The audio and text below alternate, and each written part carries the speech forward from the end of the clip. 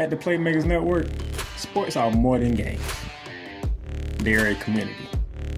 From basketball and college football to professional wrestling and Rams football, our shows keep fans informed, entertained, and connected. Watch live, listen on your favorite podcast platform, and join the conversation. The Playmakers Network. Sports, community, conversation. I feel blessed, that's evident. I'm the best I've ever been. Okay. So if they ask you how I feel, what's up? I'ma tell you I feel amazing. I feel blessed, that's evident. I'm the best I've ever been. So if they ask you how I feel, what's up? I'ma tell you I feel amazing. I feel blessed, that's evident. I'm the best I've ever been. I am. So if they ask you how I feel, what's up? I'ma tell you I feel amazing. I feel blessed, that's evident. I'm the best I've ever been. That's right. So if they ask you how I feel, I'ma tell you I feel amazing. Ladies and gentlemen, welcome to Bearing Down the Gridiron. I feel amazing. You having fun? I feel amazing. Oh, yes, I am. Oh my goodness. Welcome to Bearing Down the Gridiron with short takes, smarter debates, and all college football here. Your host, Donna the Playmaker Silence here, and to my right, Mr. Senior Cole Johnson. Thank you, sir. Welcome, one and all, to Bearing Down the Gridiron. Hope everything is well with you. Mr. Silence. No, we're good. Good. Well, if this is your first time seeing us, well, thank you. Glad that you come aboard. You're going to enjoy this. We've been doing this 4 years. This is year number 5. I think you're going to enjoy how we break down college football. Now, for those who are watching us on the Playmakers Network YouTube channel, we thank you. For those who are watching us on the Playmakers LinkedIn page, we thank you. For those who are listening to us on, many different formats, Spotify, iHeartRadio, Amazon Prime, iHeartRadio, Apple Podcasts, and any other places where you can download, if you hear it, Bearing Down the Gridiron, we thank you. And if you're listening to us live on Realwise Global Network and Realwise Radio, we thank you so much. Shout out to you, Wise Lefe. We appreciate you. Love you, my brother. And if you really want to know how college football is supposed to be broken down with passion and with analysis, you've come to the right place. Yeah, I most certainly have. And before we get started, shout out to our wonderful friend Brian Snowman and Snowman Multimedia and Snowman in the Morning. He says, hey, Snowman checking in. The Big 12. They were picked dead last before the start of the season. I'm sorry. They were picked dead last before the start of the season. You referred to your take on Arizona State 2 years ago. Yep, 2 years ago, and they were picked dead last at the beginning of the season. And the Big 12 said, you know what, after that fiasco, no more Big 12. We're not even doing polls no more. Yeah. We're not doing media polls no more. They the only cause that don't do media polls. But that's what we'll be talking about today, the Big 12. And we do have a question of the day for you guys. And that question is the Big 12 the most wide open conference in college football? Take time to think about that answer and then type it below the description box if you're watching on the Playmakers Network YouTube channel. And if you haven't done so already, like this video, share this video, and subscribe to the Playmakers Network YouTube channel, where you will get Bearing Down the Gridiron, Shooting Lights Out, Ramley Talk, Monarchs of Wrestling, and other quality sports programming from this channel?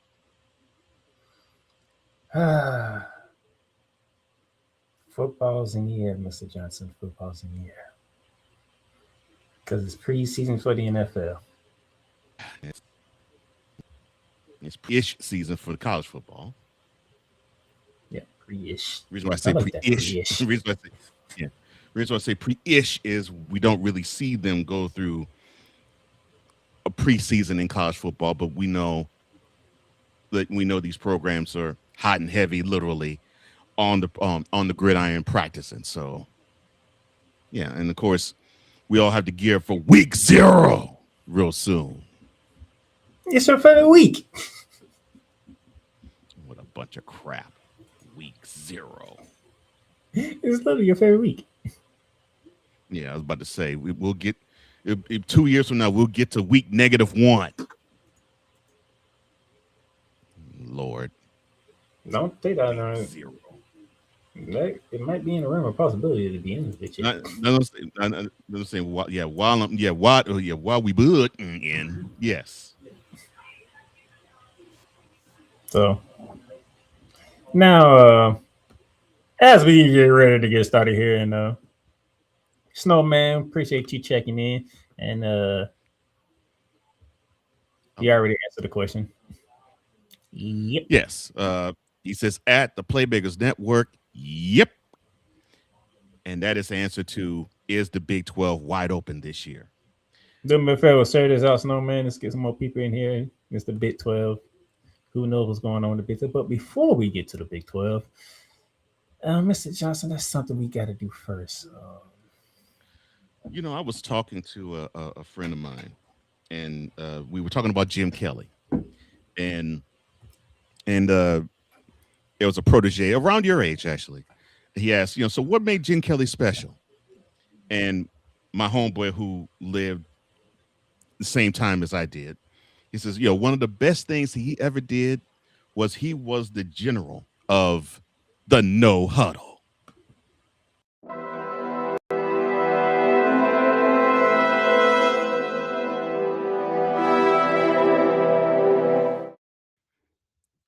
I'm a pro with this. And before we get started, those who are new to this, Mr. Johnson, would you like to explain to them what the No Huddle is when it comes to bearing down the gridiron? All right, the No Huddle basically is, how like you have fast breaks in basketball, you have fast pitching counts in baseball. No Huddle, it basically is rapid fire takes of news all across the landscape of college football. That is what the No Huddle is comprised of. And here we go. Such as the following. Yeah, such as the following. The NCAA, greedy mother. The NCAA, they are looking into rules changes. Interesting in that regard. They might adjust the targeting rule a little bit under a 1-year trial. First targeting foul, if it happens in the second half, will no longer carry an automatic first half suspension into the next game. You might have repeat offenders who will still face the same consequences, and they might adjust pass interference penalties, especially on the offensive side. More on that in a minute. Yes. Now, we'll hold on number 2 for a sec. Now, we got the NCAA and the FBI. They're partnering up to fight sexploitation with athletes, Lord. You might as well stop the investigation right now. I'm sorry. Now, this new partnership is focused on schemes where perpetrators obtain intimate images or data, and they use it to blackmail and exploitative purposes. Now, you have education awareness programs and resources. These will help the student athletes protect their privacy and recognize online threats. And ensuring a safer environment on and off the field, there is a joint committee to protect student athletes. More on that later. Now, yes, more on that later. Now, we have that wonderful sports bill. Not happening. That's getting pushed back to next month. The Senate went into recess without voting on the bill. So the college, let me put it this way. So to protect the NCAAs, otherwise known as the Protect College Sports Act, it remains in limbo until lawmakers return next month. Big Ten and SEC, they have bipartisan agreement on the legislation for the major momentum. However, that fight is not over. Expect more discussion and negotiations when the Senate reconvenes. So pretty much what we said on Certain Lights Out on Monday is what I'm going to say to quickly synopsize all this for number 4. Take your time. Take your time. Me and Coach, we have plenty of time to get into this. Take your time. You want to wait till September? You wait till September. Either way, Coach Johnson gonna have his fun when y'all do vote this through. Oh Lord!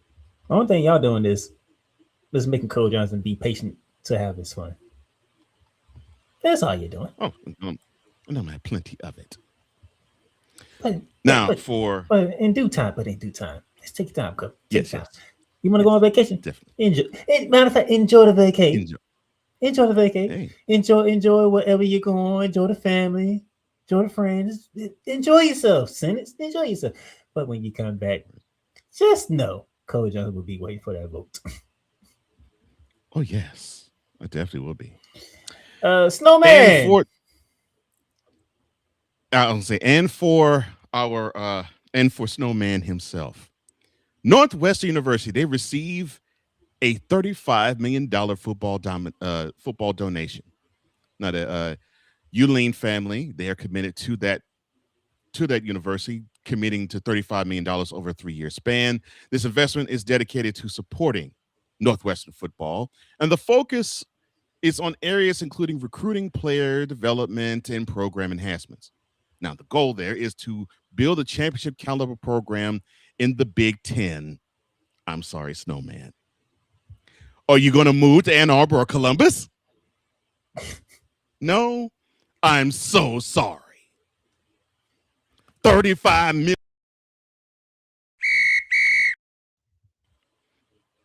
No, add 2 zeros to that, and you might make a dent. 35. To enjoy this one here. Now, on tap, we're going to touch on college football and the changes that are afoot.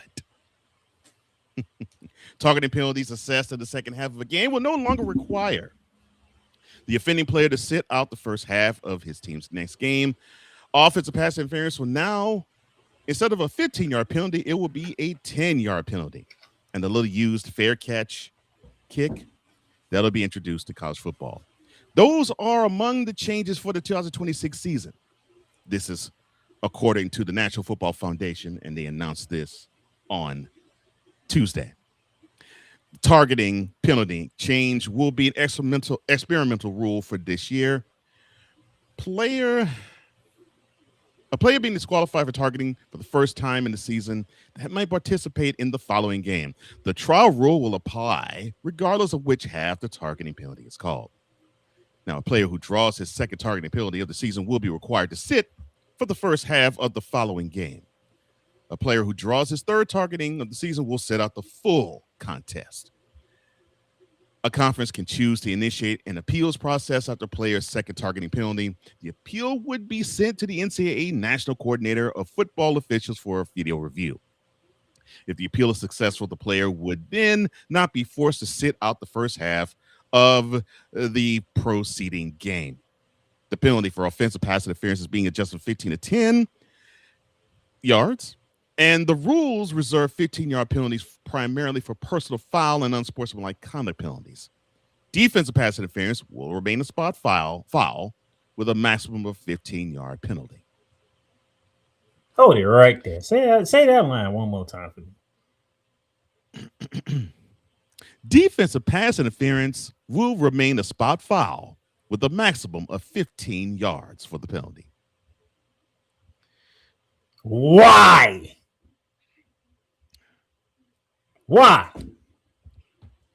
A defensive pass interference should be like wherever the foul occurred at. But wait, time out. You already know in college football, they don't believe in spot fouls with pass interference. And you already know that. And that's why they got a lot of them. Yeah. If you do a spot foul with the pass interference on the defenders, guess what? They're forced the defenders to do? Learn how to freaking cover. Because, yeah, otherwise, if I were a defensive coordinator or if I were a defensive backs coach, I would see if a DB or a CB can't cover a wide receiver. I'd say, all right, if he beats you, drag him, put him to the ground. So basically, if my quarterback or if the offensive team, should I say, is at the same pick a yard marker code. Let's pick anything yard marker. Okay, 45. Yeah, so the team's at their own 45, right? That's basically they are 55 yards away from a touchdown, right? And just because that's the defender, don't want to get beat for a touchdown, I would give up this 15 yards. Even though I found him at the 20-yard line. Now, this isn't NCAA, this is NFL. But Deion Sanders, when he was a member of the Ravens, he was getting beat. I forgot who he was guarding. He was getting beat constantly. And so he decided to I can't remember if it was Steve Smith or it was one of those receivers in that era, like Steve Smith or Torrey Holt, somebody. And he purposely fouled the wide receiver, 15 yards. Next time lined up, they did the same thing, same play, same foul. One of the teammates of Deion was pissed. It's like, why you keep fouling him? He says, what would you want? What would you rather? Give up 15 yards or give up a whole play down the field and I get burned for a touchdown? This is strategy, thanks to you, NCAA, that defenders and defensive teams do. They will try to nitpick and have an offense nickel and dime their way down the field if it costs them a touchdown, if it costs their offense a touchdown, if it prevents them from scoring, they'll do that. So should college football embrace a spot foul for pass interference penalties? That's interesting. That's an interesting tale. But, well, you all can't enforce rules anyway, so it doesn't matter. Yeah, oh, I must have forgot.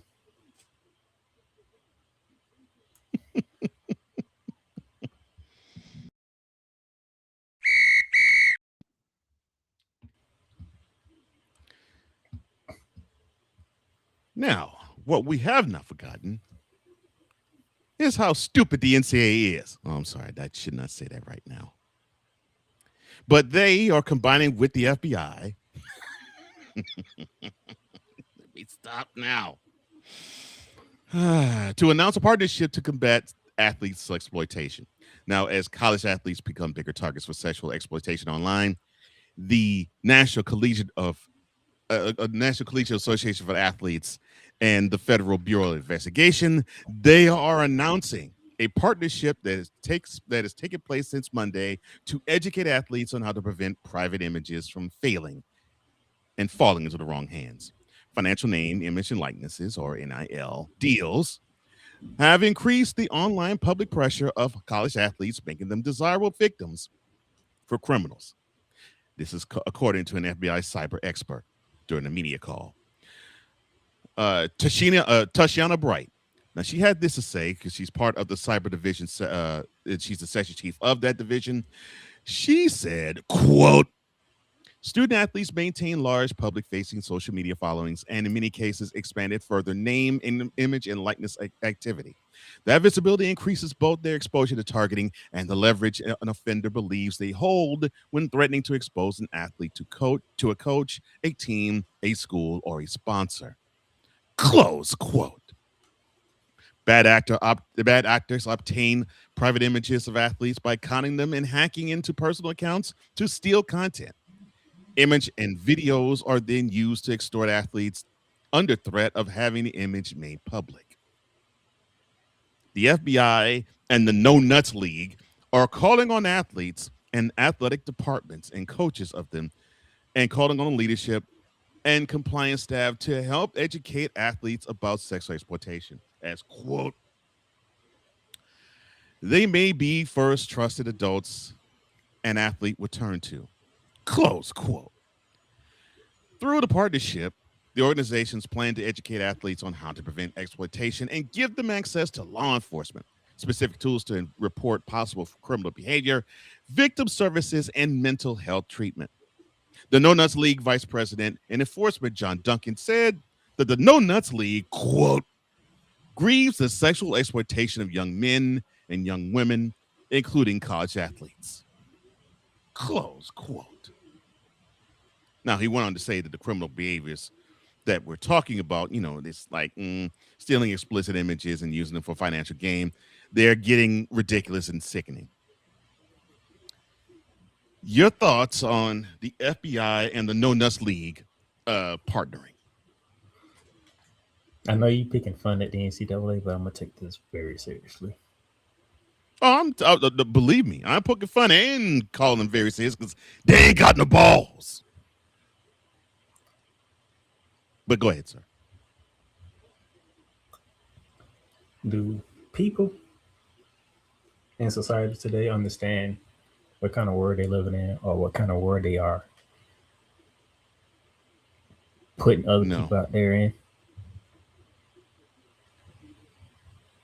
You are hacking people's personal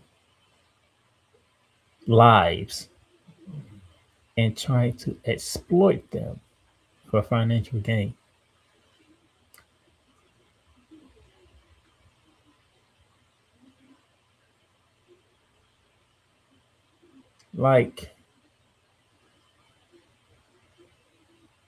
And the reason I'm taking this serious because one of the players who's now playing professional basketball goes by the name of Haley Van Lith. She was a victim of this when she was in college.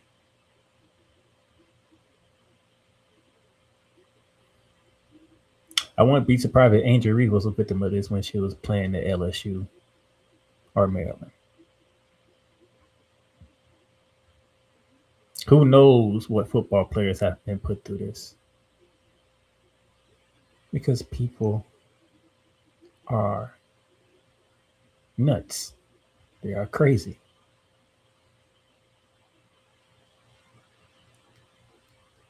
Like, people love to do hateful things. People love to watch hateful things. People love to talk about hateful things. Anything that's hateful or can harm somebody else, people enjoy it. And it's a crazy thing to live in a world like this.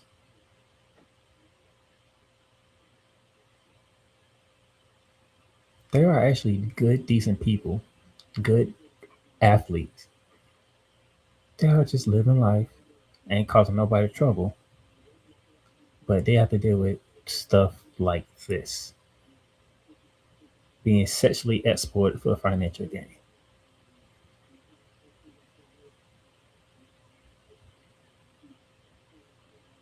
And the loudest group in the room is the group that is enjoying seeing excess of pictures of these athletes or people, celebrities, whatever the case may be. And it's very strange and shocking to me that I live in a world like this. Go ahead, Cole. Yeah, look, I can poke fun at the NCAA not having any jurisdiction of holding people to account. Serious business, though. You're dealing with 18, 19, 20, 21-year-olds. And you have predators out here who They literally prey. And when I mean prey, I'm not talking P-R-A-Y, I'm talking P-R-E-Y. On the, if not innocence, the naivete of these individuals, because they're not as savvy as Playmaker is, and they most certainly aren't as savvy as I am. And I'm not saying that as a stunt. I'm saying as when you live life, you get to learn a couple of different things about how things roll, and not going to certain spaces, not doing certain things, sussing out individuals because you've seen these shady individuals one too many times, and you've gone around the block a couple times, and you've realized, okay, well, I know I can't trust this person. An 18-year-old, a 19-year-old, 21-year-old, they may have experienced some life, but they still can get gotten. They still can be taken advantage of. Definitely the women can be taken advantage of here. Yes, the men can be as well, no question, but the women definitely can. And what makes it even worse is we're coming upon a time where women college athletes and women professional athletes are becoming more visible, more public, more pronounced, more well-known, more famous. And when you have that issue happen, you're going to have more people who want to try to take advantage of them. You can't do that if you're going to,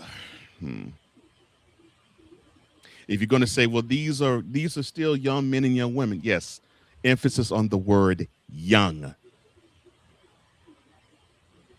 They haven't matured yet. Not to Playmaker's degree, not to my degree. They still have almost twice as much time to get to Playmaker's age and 3 times as much to get to mine. They need the protection. And unfortunately, the No Nuts League doesn't really have the protection on their own, so they got to run to Big Brother to help them out. And as I said, yes, I am having my fun calling the NCAA the No Nuts League, but unfortunately, you're possessing none, and this is another prime example why I say so. Because if you did have the balls to protect these athletes, you wouldn't have to run to the government to do it. But kudos to you for actually going to Washington to get help for this type of crime that has been happening, to try to curb it from happening, because you're going to have to step in eventually and probably have to dig in and get some muscle to maneuver and get rid of these bad apples and bad actors, as the article stated.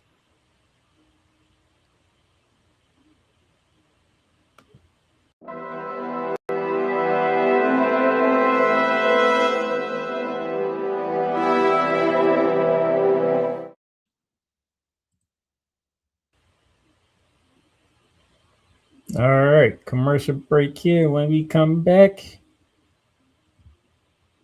I guess we dive into the Big 12 now.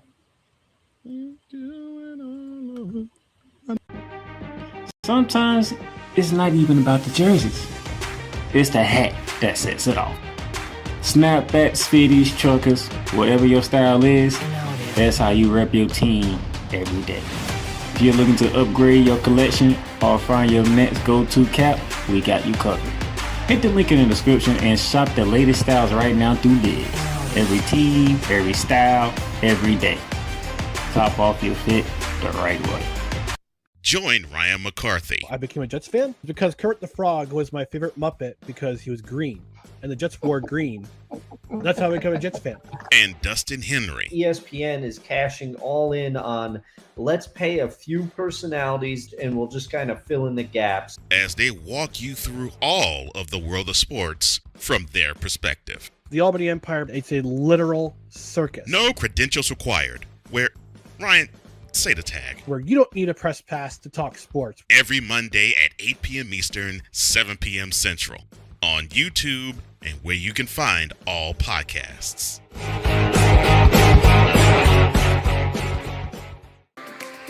Your best work starts with the right environment. Whether you're working from home, managing a business, creating content, study for class, or gaming with friends, the right setup can make all the difference. From premium office chairs to modern desks and workspace essentials, Odin Lake helps you create a setup that works as hard as you do. Work smarter, stay comfortable, perform at your best. Discover Odin Lake today through the Playmaker Network. Welcome back to Bearing Down and Gridiron on this Wednesday, August 12th.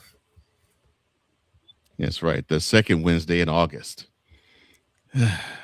And First, it's great to know football. It's great to know the football is here. And Snowman has said, look, I heard your Playmaker. It has been shared, he said. appreciate you, Snowman. Appreciate you.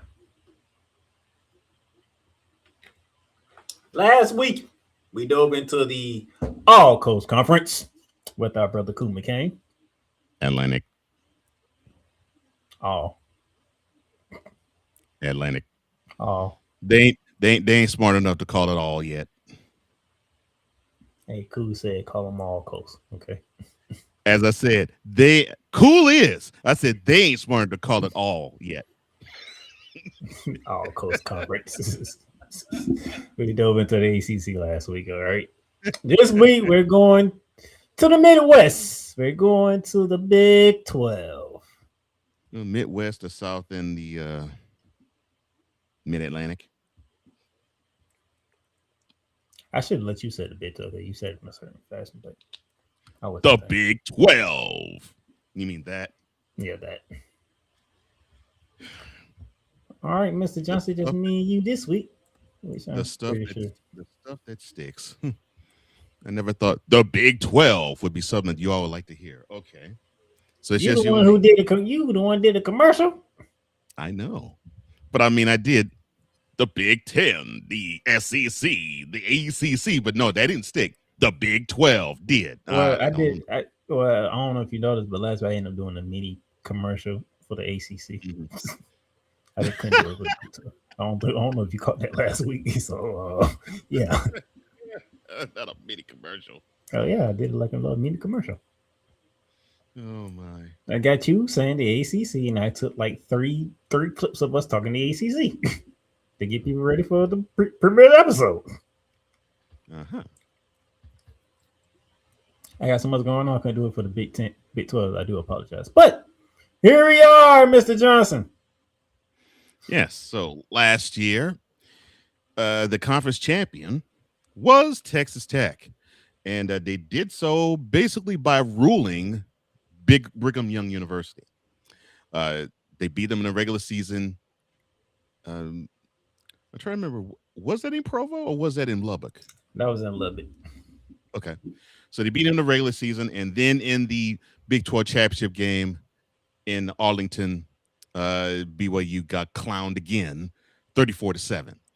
This was Texas Tech's first Big 12 championship in its school's history, and they finished with a 12-1 overall record. Unfortunately, that one loss came to a shutout against Oregon in the Orange Bowl, 23-0. Ouch. Yeah.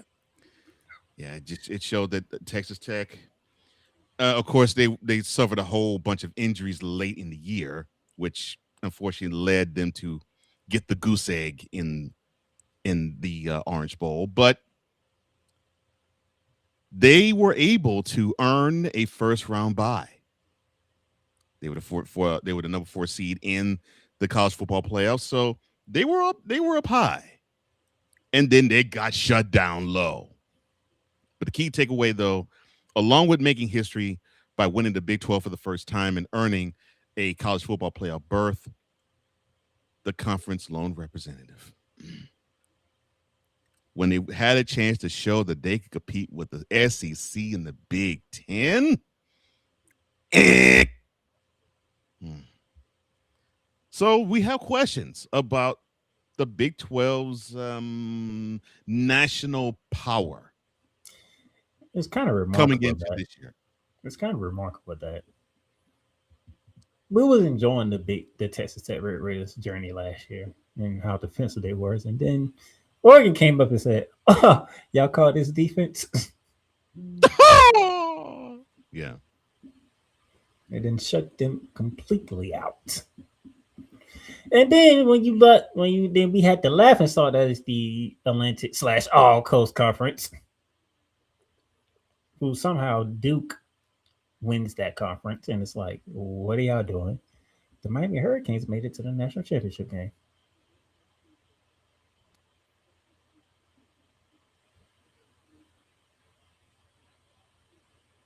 That just shows that just shows the ACC don't know what they're doing. Man, oh man.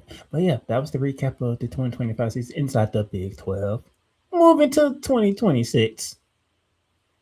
Now, what is on tap for the Big 12 for 2026? Well, let's go from 5 to 1. Now, the Ute, The most disappointing one of them all. and he says that because he picked the Utes to win last year. Look, I You were picked disappointed in them too. Yeah, again, I am too, and I picked their rival to win last year. So, will they be able to bounce back? By their standards, 2025 was massively disappointing. Kyle Winningham and the Utes, they decided to reload, not rebuild. The expectations are high in Salt Lake City, but they can't do crap like get beat down in their home by Texas Tech. But their standard is contending. They want to be the Big 12 champion. Now, let's go from Utah a little bit east to their partner in the East, Colorado. Now, they are a must-watch every week. Heck, they're a must-watch every day during the football season. The talent is there. Is the consistency there as well? And now, are we going to see the breakthrough for Deion Sanders? Or are we going to see the breakdown of them? Of course, the biggest spotlight and the biggest name resides in Boulder. The question is, can they live up to those lofty expectations? Then we come to my hometown of Houston. Now, they were just swimming in the basement in 2024, but under Willie Frisk, they decided to do a surprise number and give you 10 wins. And they decided to build a really good culture, tough and rugged. And throughout the Big 12, they actually gained some respect. Now, can Houston stay in the hunt, or take another leap, or are they going to have a 10-win season and have disappointing games like an L to Texas Tech? And then got mollywopped at home. Yes, by Texas Tech. Then you have the runner-up to last year's Big 12 conference, Brigham Young University. Now, BYU is now being viewed around the league as a legitimate title contender. They're returning playmakers, and they have depth on both offense and defense. The question is, can the Blue Cougars, not the Red ones, because Houston is nicknamed Cougars too.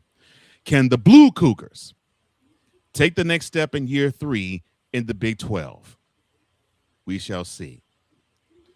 But besides Colorado, all eyes on the field will be about Texas Tech and their ability or inability to repeat. The defending Big 12 champions, which they have never been able to say in the 34 years since they have been a member of the Big 12. They've never been able to say defending Big 12 champions. They now can say that. They now have a big target on their back. Now, the quarterback situation, all-season drama, that adds a little bit of spice and intrigue to the festivities. Now, can they run it back, or was last year a fluke? That is the big question that Texas Tech has, in the Big 12 this year. Remember, they went 12-1 overall last year, and that first loss came in the Orange Bowl. The thing is, it looks like we're dealing with a league and a conference that has a lot of parity to it. Now, we mentioned 5 of these teams. There's 16 in the league. There's 16 in the conference. And all of them pretty much feel they have a good, legit shot of being the team to hoist whatever trophy they want to hoist in Arlington.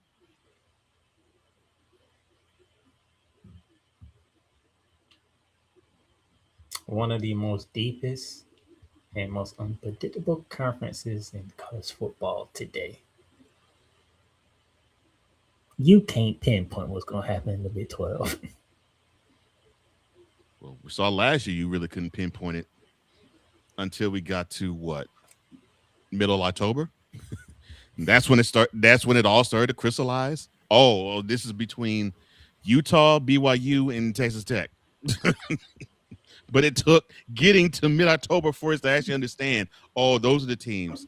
Oh, and then Houston's underneath, rising up, but they don't have what it takes to actually be at the top of the Big 12.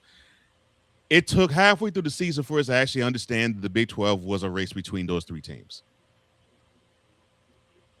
At 2026, it could be later. Never know with them. Never know. Now, we have poked fun about the ACC because they officially called Atlantic Coast Conference, but since it's hard to say that when you have when you have 2 teams out in the San Francisco area, but you call them Atlantic Coast, and neither Stanford nor California come close to the Atlantic Ocean, we can say the same thing about the Big 12 because this ain't a Midwest conference only no more. I mean, you got Arizona and Arizona State. You have BYU. You have Colorado. They're almost in the Pacific area. Of course, you have the stalwarts: Iowa State, Kansas State, Kansas, Oklahoma State, and then of course the Texas teams: TCU, Houston, Baylor, and Texas Tech. All basically in the Midwest and in the Southwest. But then you have the ones on the East Coast. Well, we have one in the Midwest in Cincinnati, and then you have one on the East Coast, West Virginia, there near Pittsburgh, and then you have a college that Playmaker knows very well. I don't know why, but the University of Central Florida. You really want to do this now? You really want to do this now? Oh, my. So, who are the teams under pressure? Well, I mean, you have TCU. Let's call it what it is. I can poke fun at TCU since they reside in Fort Worth, and I love Dallas, but I hate every team that plays in Dallas or the Dallas-Fort Worth area. They have a lot of talent there. They underachieved in 2025. Now, will they do the same thing in 2026? We shall see, but they got to turn that wonderful effort they did in Chapel Hill last year to extrapolate that all throughout this year. Then you have Oklahoma State. They need consistency. The offense needs to take another leap, and they have a warm seat. And I'm telling you, Gundy, you about to have that seat burn high. Oh, I forgot. What? He ain't there no more. Hold on a second. Mike Gundy ain't there no more. Oh, Gundy got fired last year.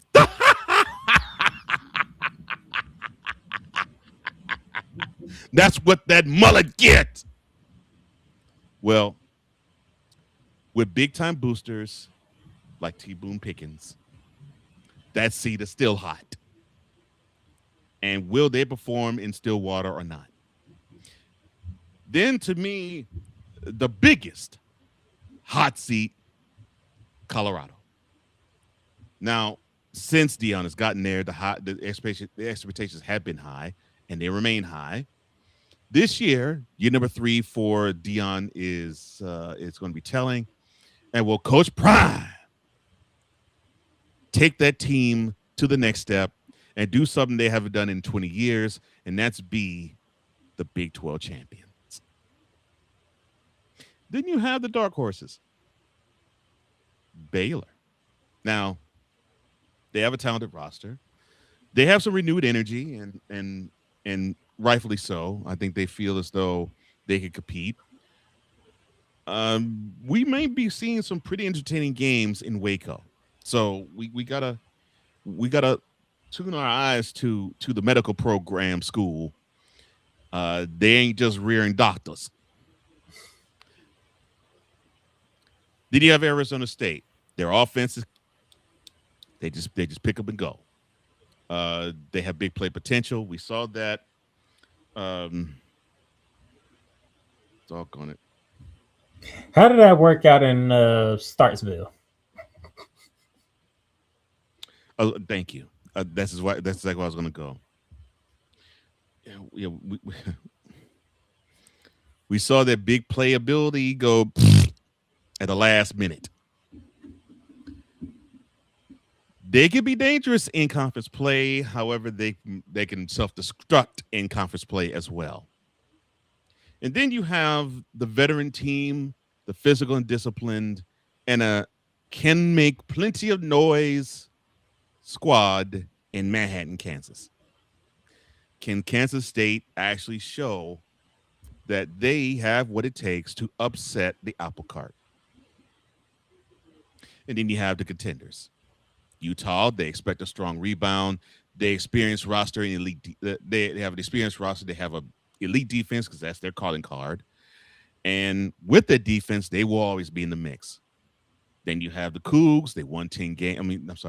You have the Houston Cougs, who won 10 games last year. They're not going to sneak up anybody in 2026. And they're built to compete with the best with their rugged style. Then the BYU Cougs, the coach's favorite to win the Big 12. Their roster is stacked from top to bottom, and they are legit title contenders. And then you have Texas Tech. They won the Big 12 last year. They want back-to-back title opportunity. They have the potential to do it. The defense is there. The offense is there. It's the continuity there. Now, the reality of Big 12, there isn't a clear favorite. So who of this bunch, and we now have 10 teams on this list right now, who of the 10 do you think will be the champion of this conference? All 10 of these schools can have a gripe. And even though you do have Texas Tech, BYU, Houston, and Utah up top, these games are not going to be easy to play against Kansas State and Arizona State and Colorado and Oklahoma State, TCU, and Baylor. And then you got Cincinnati and West Virginia and UFC in the mix too. UCF. I'm sorry. Thank you. And how do you know about UCF, sir? Why are you doing this?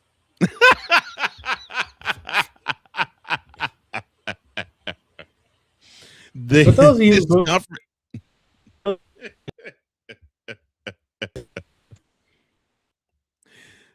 oh my gosh! I don't know why that TikTok. So yes, you should be proud of that, but you root for Florida. But I digress. This conference, they have a lot of depth. They have a lot of you get over that? You want to be Texas Longhorn, Houston Cougar fan? Which, by the way, he ain't attended neither one of those schools.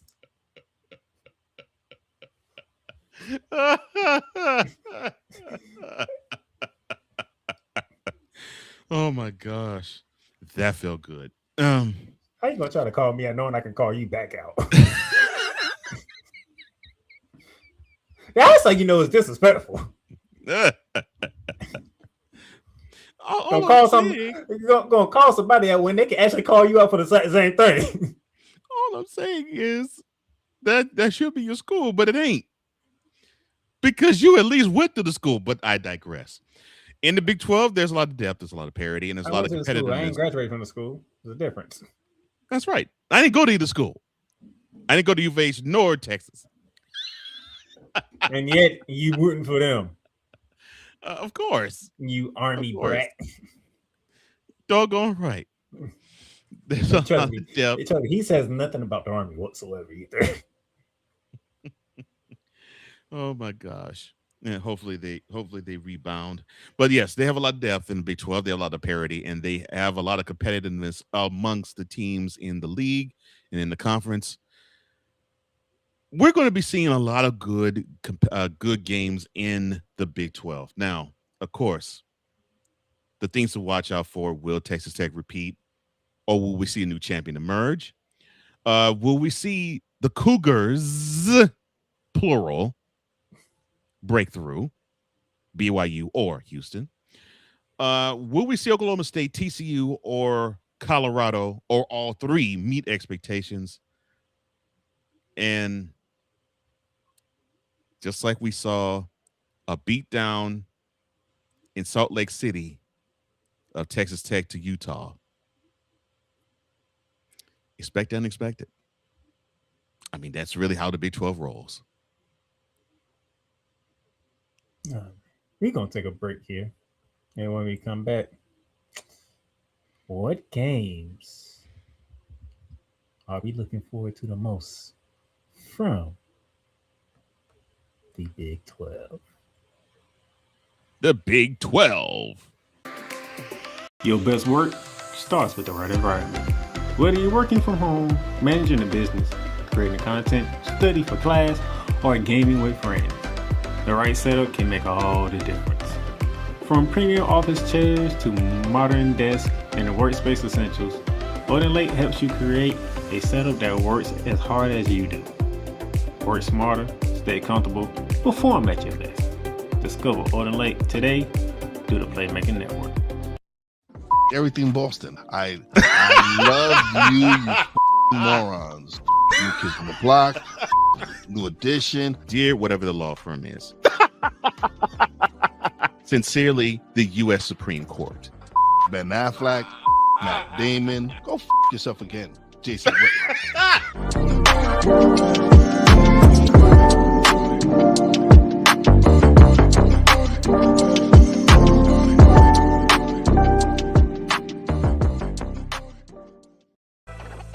No matter what you are watching, one thing stays the same.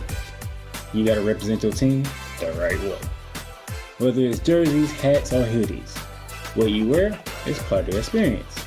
If you're looking to upgrade your gear or getting ready for the next game, we got you covered. Hit the link in the description and shop official licensed gear through Fanatics. Every team, every league, every fan. Don't just watch the game, represent it. Hey, Eagles fan. Join my man Cool McCain and a host of others as they break down every single game, every single week in an objective manner, and also from a fan's perspective as well. Remember, this cast feels just like you. Nobody likes you. And you don't care. Fly, Eagles, fly. Eagles Elite Podcast, every Wednesday at 8:30 p.m. Eastern on YouTube and other podcast outlets.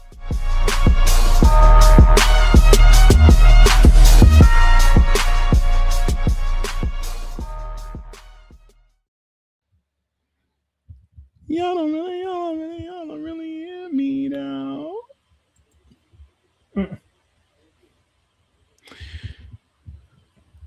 Fanatics, they're having a back to school special. Get 25% off kids gear and college gear. You can also get 20% off of Nike and the National Hockey League gear. You actually do NHL stuff on Playmakers Network? My bad. No, Fanatics. I just threw that in there because it doesn't matter if they do that. We still get some type of commission for it. So I know. Go to Fanatics and you'll get that. You'll get all of this off. And thank the Playmakers Network while you're at it. Fanatics, where fans can fan, an official partner of Bearing Down the Gridiron. Yeah, hit the link in the description. All right, now that we got that in there, Cole Johnson so smoothly and brilliantly went through the storylines and the recaps of the Big 12. But y'all kind of don't want to hear about storylines and stuff like that. Y'all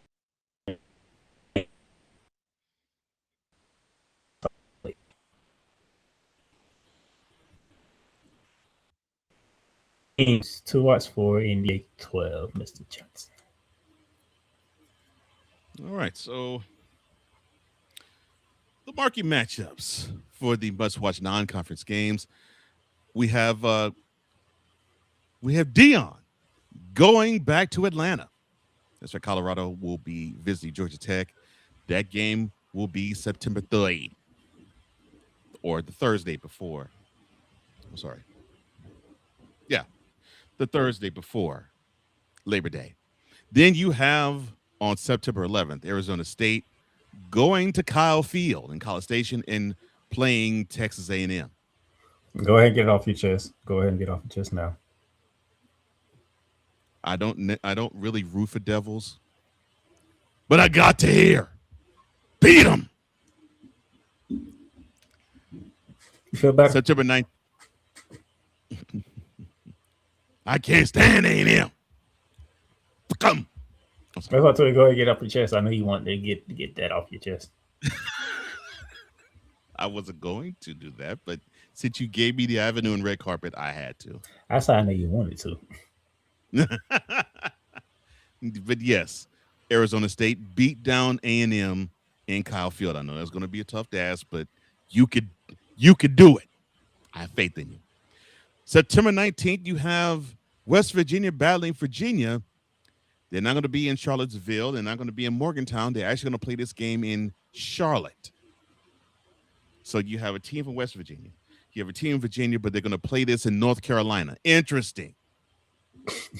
Pass backwards. I'm sorry. Then on October 17th, you have Notre Dame. They're traveling to Provo to face off against BYU. All right, you Catholics, don't go in there and you single and you come out and you marry 20 hoes. Don't you do it. Don't you do it. He didn't even wait till we got to October. He just went ahead and did it anyway.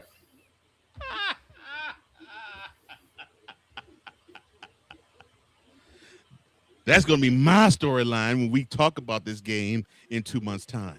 I don't know what. Shut up, Darnell. No, with the Power Force shut down. Oh, I'm doing my job if I could have you laugh and be speechless at the same time. Power Force shutdown games. I chose to be speechless, okay? That was a choice. You heard what I said. That's why you laughed. You heard what I told myself. That was a choice.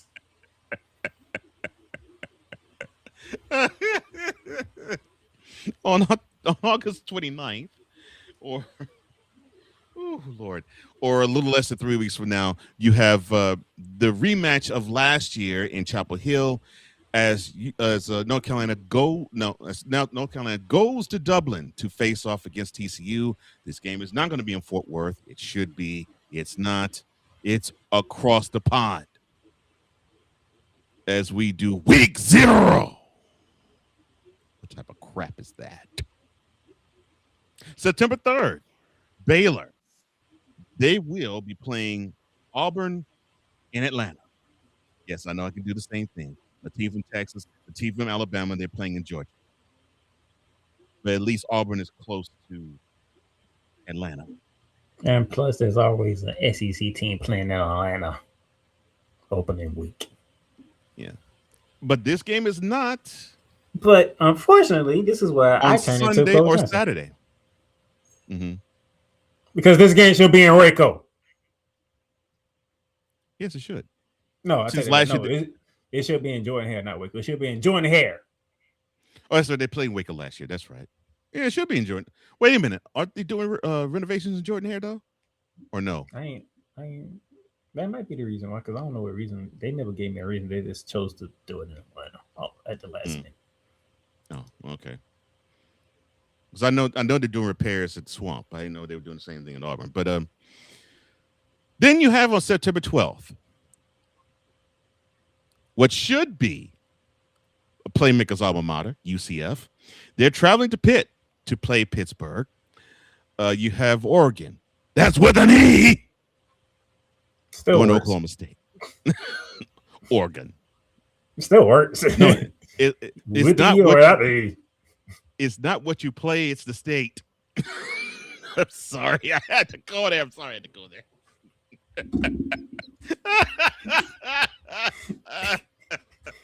Sorry. All right. All That right. joke just wrote itself. It just wrote itself. All right. But Oregon, Oh, they're gonna go to Oregon. They're gonna be on. going to Stillwater to play against Oklahoma State. Mhm. Not confetti. Not confetti. Oh. I gotta give you standing ovation for that. That was brilliant. That was brilliant. That was brilliant. But the Golden Knights, wait a minute, are they called Golden Knights or they just called the Knights now? Knights. Okay. The Knights. Okay, the Knights are headed up to the Rust Belt to play Pittsburgh. Oregon, they will be going to Stillwater to play Oklahoma State. And Arkansas, they'll be traveling to Salt Lake City to go up against Utah. All those games are on September the 12th. The Big 12 gonna be busy September 12th. ACC, Yeah. Big 10, and SEC. You got a game with all the other conferences. I see you, Big 12. I see you. And then the rivalry games. So you have Missouri and Kansas. They're renewing their rivalries. It's one of the oldest rivalries that exists in college football. They will be playing this, surprisingly not in Kansas City, because they played it a few times in Arrowhead. But this will actually be in, Lawrence. Sorry, I was like, Manhattan. No, Manhattan. No, Manhattan. No. That was how my brain was going. I was like, doggone, I'm going to name the city Lawrence. Thank you, sir. So this game will be in Lawrence. Missouri at Kansas. Iowa State and Iowa, of course, they'll renew their rivalry every early September. This will be in Iowa City on September the 12th. And September 19th, you'll have the Utes hosting Utah State. So that's Missouri and Kansas on September 11th. Iowa State at Iowa on September 12th, and Utah State at Utah September the 19th. Mr. Johnson, which of these non-conference games are you looking forward to watching? The one I'm looking forward to watching the most, I would say UNC TCU, just to clown Bill Belichick again, but no. Of all these games, the best one of my in my purview, I would have to say it's probably Notre Dame BYU. That is the best game of the slate. Damn me. Notre Dame is Notre Dame, and BYU. You want to take the next step? Beat a team like Notre Dame. You got to beat them. Yeah, that is absolutely the best game of the non-conference for the Big 12. Mm-hmm. If you can knock off Notre Dame, BYU, you get a lot more respect in the Big 12. People will be like, we might need to pay attention to the Big 12. You got to beat them, and they're coming to your crib, so they must beat them. Now, Cole Johnson's gonna have his son regardless, no matter what I do. But that is the best game on the slate. Don't you look like that? You already started when you first set the game.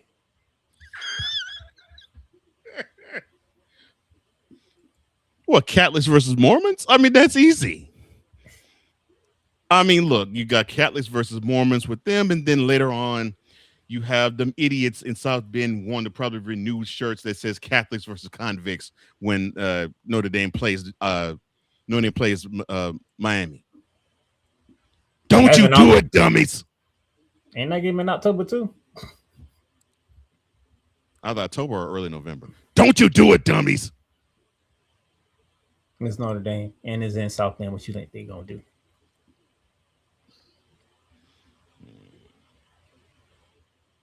That is the non-conference slate. Conference games. The top 10 conference games. All right. At number 10, there'll be Kansas State visiting Arizona State. That will take place on October 24th.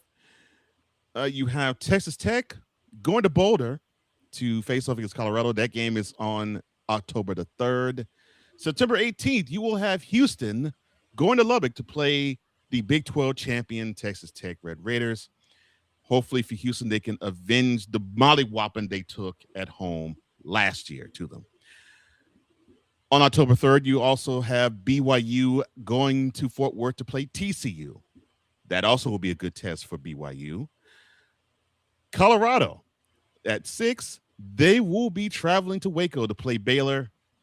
That will be September 26th.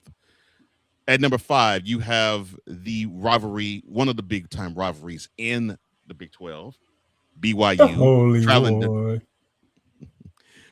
traveling to Salt Lake City to play against Utah. That will be November the 7th.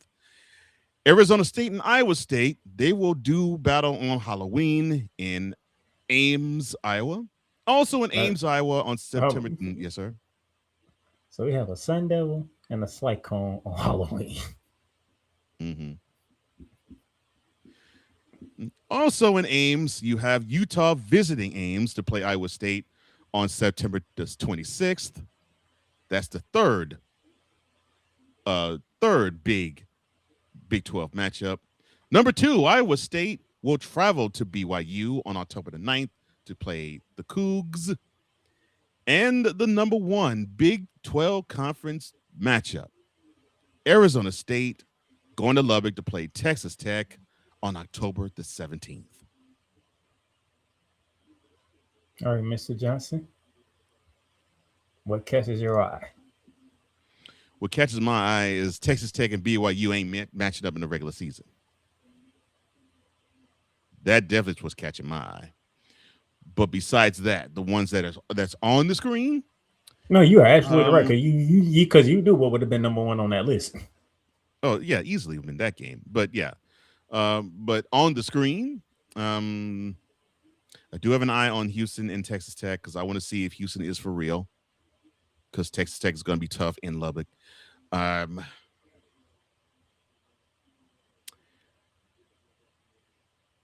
Colorado and Baylor will be interesting because it will be almost like an elimination game of sorts.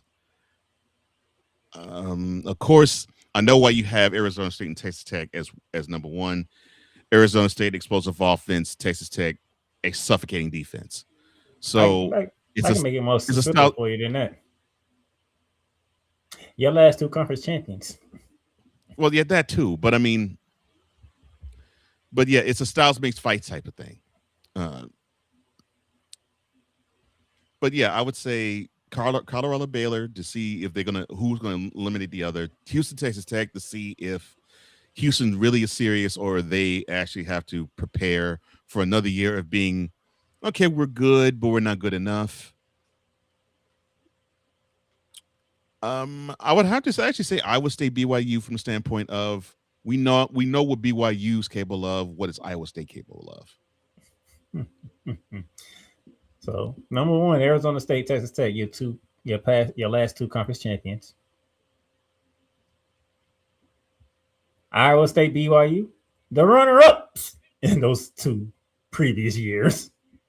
Arizona State beat Iowa State. Texas Tech beat BYU. Now you see why that was 1 and 2. Oh, the 2 champions and the 2 runner-ups. 2 runner-ups. Utah at Iowa State. Utah is trying to bounce back, right? Where one of the teams that is hard to play against in Ames, Iowa is the Iowa State Cyclones. So can the Utes go to a tough environment and come out with a victory? The same thing goes for Arizona State and Iowa State. Our rematch from 2 years ago's Big Ten championship. And name's Iowa.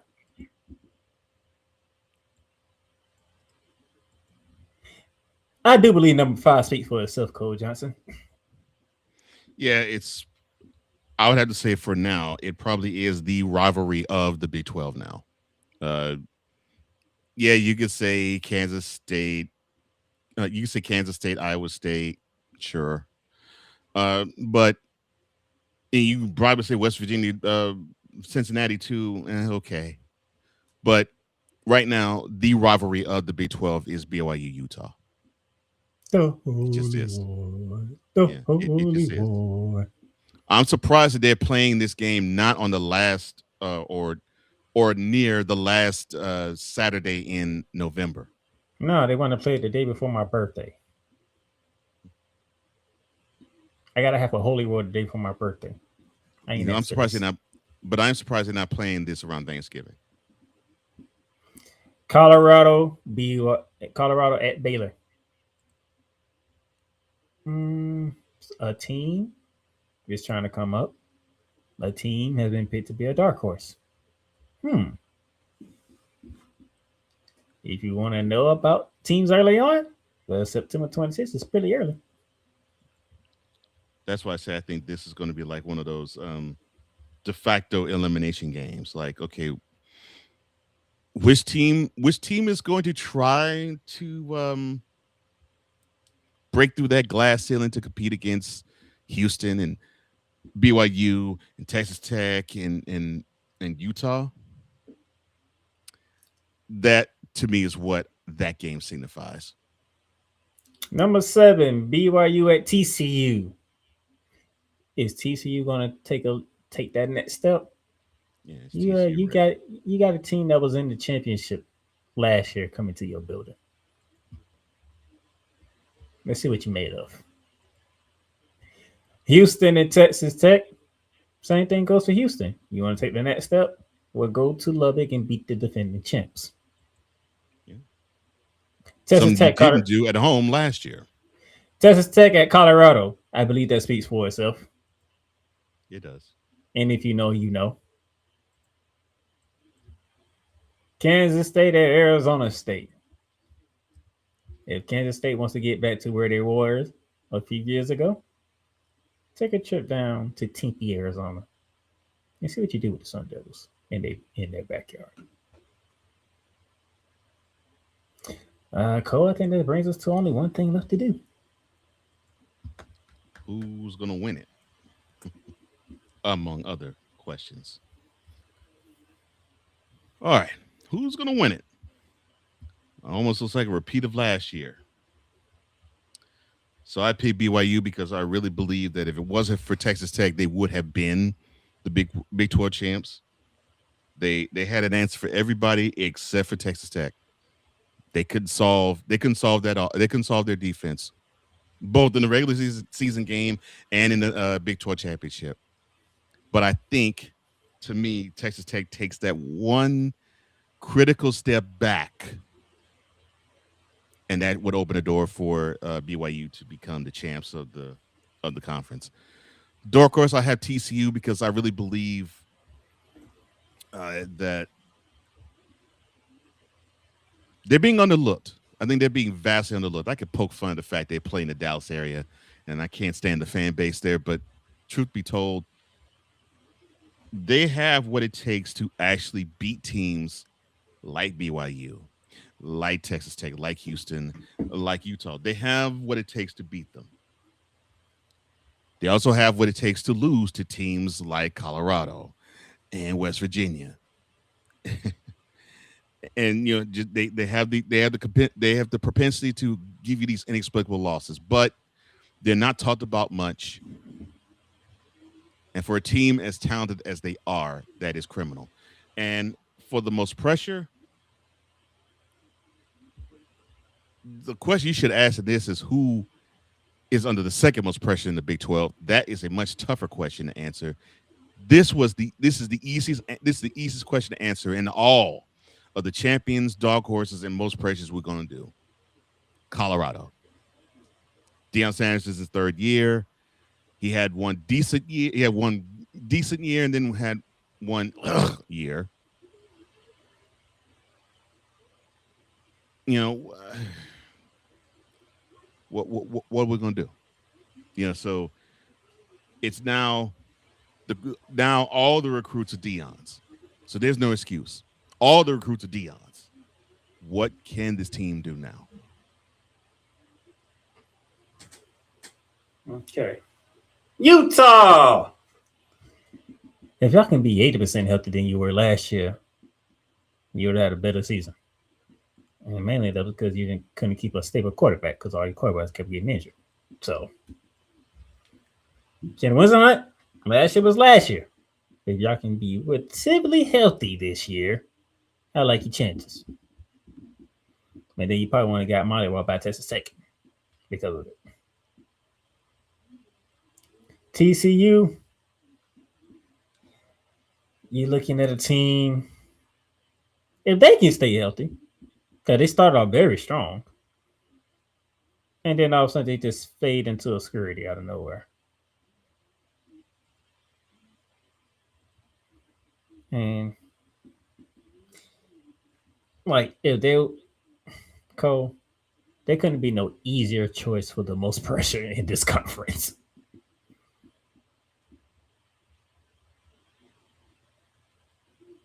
That was a no-brainer. Like, come on. Coach Prime, year 3. All eyes is on you. And they've been on you ever since you got to Colorado. We want to see if you are that guy in college football. Are we saying you need to go win the Big 12? No. What we're saying is you better be in contention at some point in time during this season.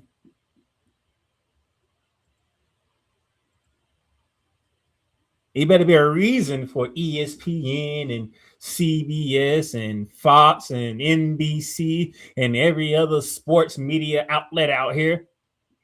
Should be a reason why they're giving you shine. And it shouldn't be because they're trying to say you can't coach the big leagues.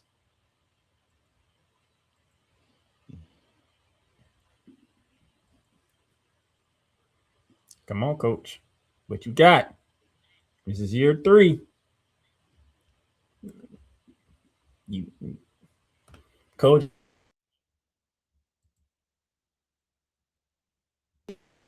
Coach. This. So you hit the magic number. You in year 3, coach. What you gonna do? Where is this program going? And that is our picks for the Big 12. It's funny because last week, me and Cole, we picked the same champions and we picked different dark horse and pressures. This week, we picked the same dark horse and same pressure teams, but picked different champions. Mm-hmm.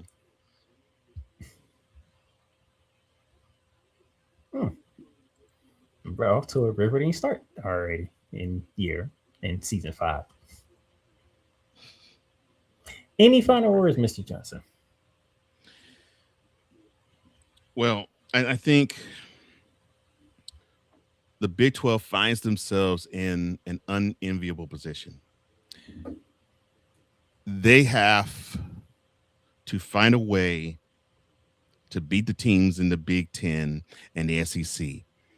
It is literally about we actually can compete with you guys, because right now, the way the sport is leaning, it is all about if you're in the SEC or the Big 10. Any school that is not in any of those two conferences, we don't care. I'm not saying that is how Playmaker and I think. I'm saying that is the perception of how things are laying out. So now it is up to the Big 12. Yes, ACC too, and in the group of 6 as well. But but definitely it's up to me, mostly to the Big 12, to show, wait, there's other schools and other conferences that matter other than the Big 10 and the SEC. Of all of the of all of the things that you must do, that is number one on your list. You have to compete and beat Big Ten and SEC schools this year. You must. The most wide open, most unpredictable conference of the Big Four is the Big 12. I can't remember last time they had a repeat champion. Yeah, it's been a while. I can't remember that. Probably when Oklahoma was still in the Big 12. But yeah. This conference is wide open. And the funny thing is, Texas is the one won the conference going out of the Big 12. Mm-hmm.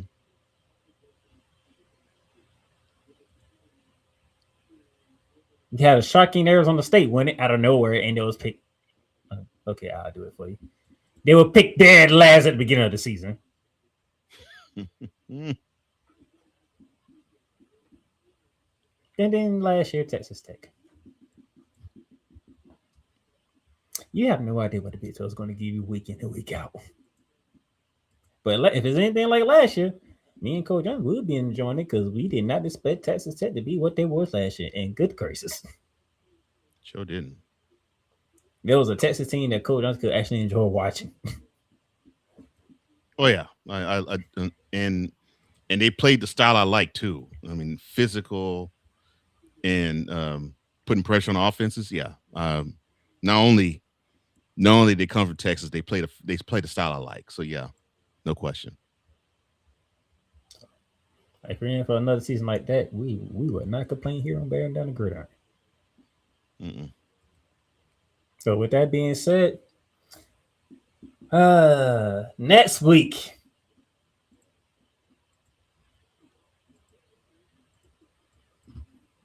I'll let you talk. Next week it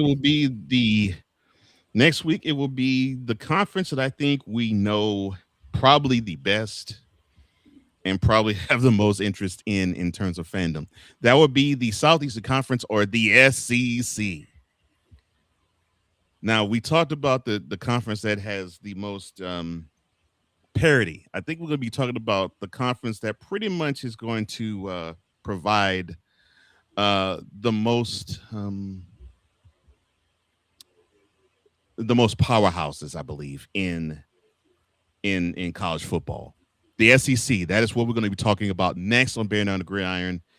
Of course, Playmaker will be talking about his love for Florida. I'll be talking about my love of Texas and hate of Oklahoma and Texas A&M. But it's going to be interesting to break that conference down next week. Georgia continues to rule the Southeastern Conference. That's one of the big questions. Can they continue to be on top? Lane Kiffin left Ole Miss to go to LSU.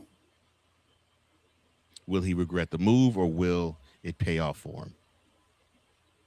Who's on the hot seat in the Southeastern Conference? There's plenty to choose from if y'all don't know. Mm-hmm. I mean, there's other questions. Oh, will Tennessee actually break on through to the other side? A new era in Gainesville is beginning. Mm-hmm. Can Texas A&M and Oklahoma improve in their top 10 standing from last year? Will Arch Manning break through and actually make Texas a big time contender? And will Alabama continue their luck against Georgia? I mean, there's so many different questions we can ask regarding the SEC. I do not want to miss that one. That one's going to be fun. The SEC. Mm-hmm. But that's next Wednesday. For today, for Cole Johnson, I am the Playmaker. This has been Bearing Down the Gridiron. Sharp takes, smarter debates, all college football. As we bid you adieu. Adieu.